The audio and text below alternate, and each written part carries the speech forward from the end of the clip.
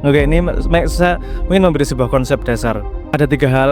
Pertama, yang harus diawasi adalah prekonsepsimu terhadap sebuah konsep. Nanti saya jelaskan lebih jauh.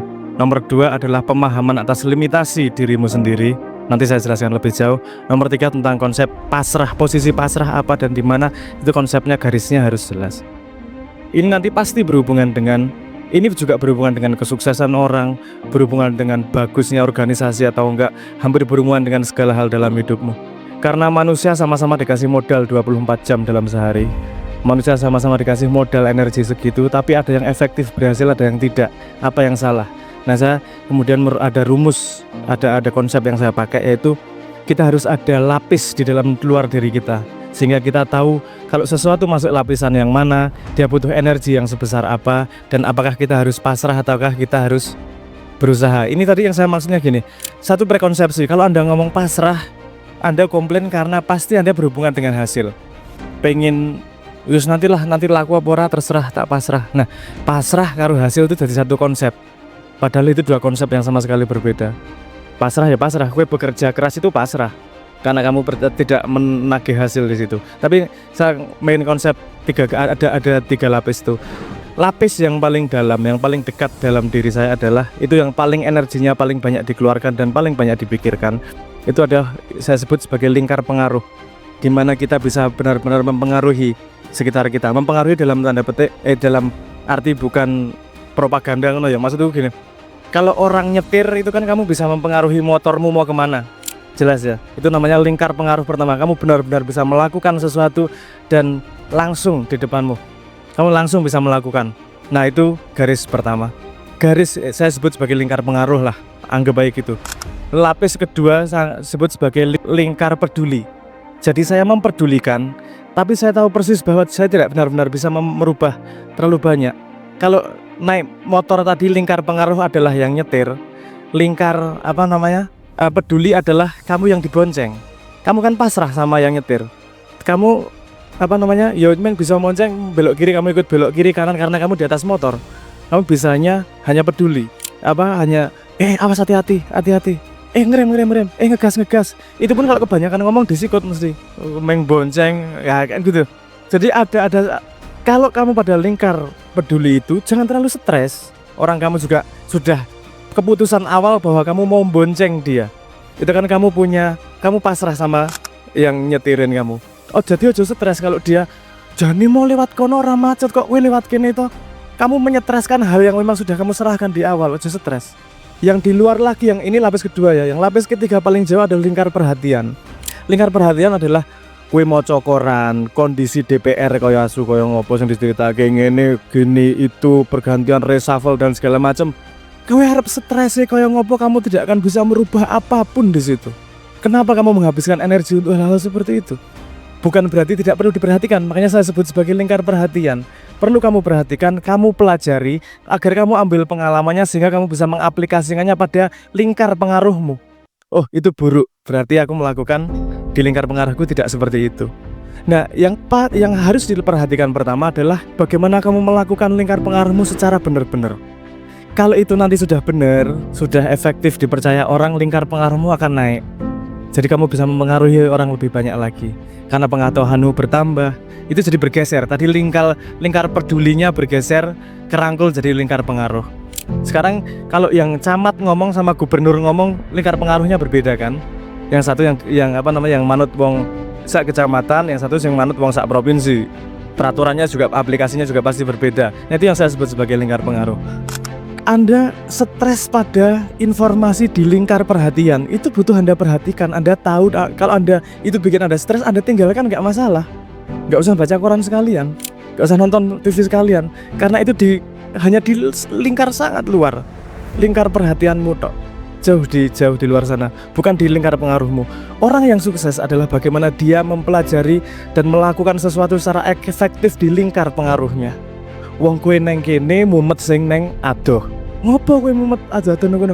Udah, itu jadikan faktor lain. Jadi gini, kalau lingkar pengaruh itu yang nyetir, lingkar kepedulian adalah yang bonceng, lingkar perhatian adalah motor lain. Pernah kamu dalam hidupmu ono wong ngelanggar lampu merah? Wah, asu kayak mana stres kayak ngelanggar lampu merah mau kayak mau tau dicekel polisi toh ya. Kamu buang waktu gimana itu sama sekali di luar pengaruhmu dan kamu juga nggak harus peduli 100%. Tapi kamu bisa ngambil pelajaran tuh melanggar lampu merah ketangkap polisi. Jadi kamu ketika bonceng ketika nyetir motor jangan melanggar lampu merah, atau kalau kamu dibonceng ngomongi jangan melanggar lampu merah. Jelas ya? Jadi jangan stres pada sesuatu yang di lingkar perhatian. Aduh, lingkar perhatian masih sangat banyak PR di lingkar pengaruh di sekitarmu. Kalau kamu sehari-hari ngobrol apa? Ada yang ngobrol ekonomi Indonesia. Tapi kita banyak loh di Twitter gosip nanti reshuffle siapa, wakil presiden mau diganti ada Malik katanya. Aku ngekek gitu loh daftarnya mau diganti ada Malik. Nah itu banyak orang-orang yang ngobrolnya di topik-topik di lingkar perhatian, tapi malah melupakan yang di lingkar pengaruh dia. Kamu jadwalin sehari-hari, melakukan apa yang bisa kau rubah sehari-hari biar bisa lebih efektif. Agar kamu, aku ki pemimpin kok ora dipatuhi to karo ngisor-ngisore. Loh berarti aku lingkar pengaruhku walaupun sebenarnya potensi lingkar pengaruhku luas, tapi lingkar pengaruhku sangat kecil nih. Berarti ada yang salah sama diriku. Apa coba aku awasi? Orang njuk nyalahke wong malan.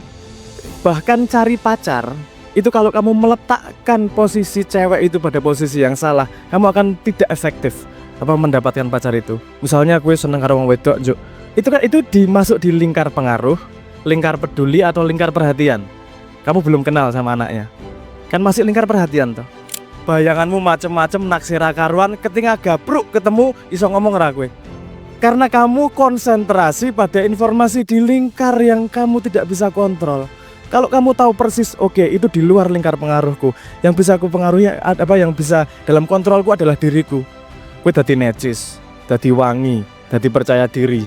Ketika ketemu, kamu benar-benar bisa mempresentasikan dirimu yang terbaik. Nah, jadi kan efeknya pasti akan engkau ketemu orang juk gagu. Karena kamu tahu persis yang bisa kamu rubah adalah yang di dalam lingkar pengaruhmu, bukan di lingkar perhatianmu. Ojo salah itu. Ojo jangan salah meletakkan informasi pada yang tidak pada tempatnya. Nah, pasrah letaknya di mana? Kalau kamu sudah tahu peta ini otomatis ketok. Semua hal-hal yang kamu di posisi lingkar perhatian atau lingkar peduli, itu kamu cuma bisa pasrah. Ora usah urusan kerjaan, ora usah urusan apa-apa. Kowe bonceng mobil wae. Kamu naik di dalam mobil, naik bonceng di motor itu kan kamu juga cuma bisa pasrah. Arep piye kowe? Melu tak ewangi kene ngindak gas. Ya ora iso. Enggak ya buyar toh. Itu saja kamu harus pasrah mau enggak mau. Tapi ketika sesuatu masuk dalam lingkar pengaruhmu, jangan pernah berhenti melakukan yang terbaik. Karena itu memang di depan matamu, kepasrahan. Tuhan memasrahkan sesuatu pada dirimu untuk kau perbuat dan kau perbaiki. Nah, nek gue harap memasrahkan sesuatu kepada Tuhan agar diurusi, gue kudu menyediakan diri kepada Tuhan bahwa nek ana sing ning ngarepku tak urusi dengan baik Tuhan. Aku akan memperlakukan makhlukmu seperti aku ingin diperlakukan oleh Tuhanku. Logikanya jelas ya. Nah, ini benda hal-hal ini sesuatu di sekitarmu itu juga maju mundur iki. Kadang masuk ke lingkar kayak anak lah. Ketika di rumah masuk lingkar pengaruh, nanti udah masuk sekolah, nah lingkar kepedulian nih. Jauh lagi lingkar perhatian, nanti mendekat lagi dan terus-terusan itu. Kemampuan untuk melihat secara tepat informasi apa masuk pada lingkar apa, itu yang disebut kebijaksanaan. Jadi Anda benar-benar perlu kebijaksanaan untuk memilah. Karena kalau kamu dalam hidupmu dengan jelas memilah itu akan efektif hidupnya. Kamu mengerjakan hal-hal yang memang benar-benar merubah sesuatu. Jadi nek gue pengen merubah Indonesia, stres karo Jakarta, tak takon meneh itu lingkar pengaruhmu atau lingkar pedulimu atau lingkar perhatianmu. Bukan berarti dicuekin ya, tetap diperhatikan. Karena kalau Tuhan ngejabai suatu saat itu akan menjadi lingkar pengaruhmu. Dan ketika itu menjadi lingkar pengaruhmu, kamu harus siap dengan segala kebutuhan pengetahuan, kebijaksanaan dan cintanya. Ngaten nggih.